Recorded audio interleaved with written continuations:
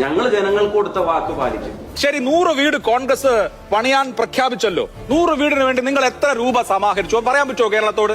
ബാക്കിയുള്ളവരൊക്കെ പറഞ്ഞല്ലോ. ഇപ്പൊ യൂത്ത് കോൺഗ്രസ് പ്രഖ്യാപിച്ച വീടുകളും ഈ സ്ഥലം കണ്ടെത്തുന്ന മുറക്ക് ആ വീടുകളും തീർച്ചയായിട്ടും നിർമ്മിച്ചു കൊടുക്കുന്ന കാര്യത്തിൽ ആർക്കും ആശങ്ക വേണ്ട, അതിനകത്ത് സംശയമില്ല.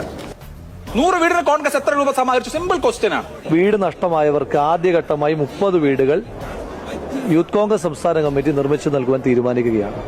100 വീട് എന്നുള്ളത് കോൺഗ്രസിന്റെ പ്രോമിസ് ആണോ? ആണ്.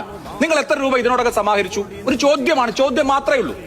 അതിനുവേണ്ടി ശേഖരിച്ച രൂപയിൽ നിന്ന് ഒരു നയാ പൈസ പോലും മറ്റൊരാവശ്യത്തിനും എടുത്തിട്ടുമില്ല, ഇതുവരെ അതിൽ തൊട്ടിട്ടുമില്ല. 100 വീടിന് കോൺഗ്രസ് എത്ര രൂപ സമാഹരിച്ചു? സിമ്പിൾ ക്വസ്റ്റ്യൻ ആണ്. ഞങ്ങൾ ആദ്യം തൊട്ടേ പറയുന്നത് ഞങ്ങൾ 8 ലക്ഷം രൂപയുടെ വീട് നിർമ്മിച്ചു നൽകുന്നതാണ് ഞങ്ങൾ ആദ്യം തൊട്ടേ പറയുന്നത്.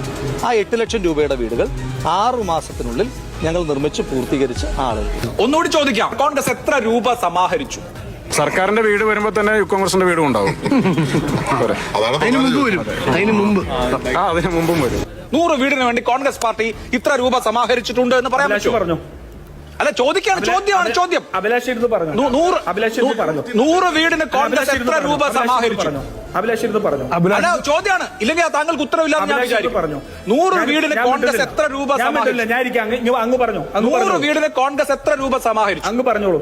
ചോദ്യം ഇതാണ്. 100 വീട് എന്നുള്ളത് കോൺഗ്രസിന്റെ പ്രോമിസ് ആണോ? ആണ്. നിങ്ങൾ എത്ര രൂപ ഇതിനോടൊക്കെ സമാഹരിച്ചു? ഒരു ചോദ്യമാണ്, ചോദ്യം മാത്രമേ ഉള്ളൂ. അദ്ദേഹം ആ ചോദ്യത്തെയും തടിവെപ്പി.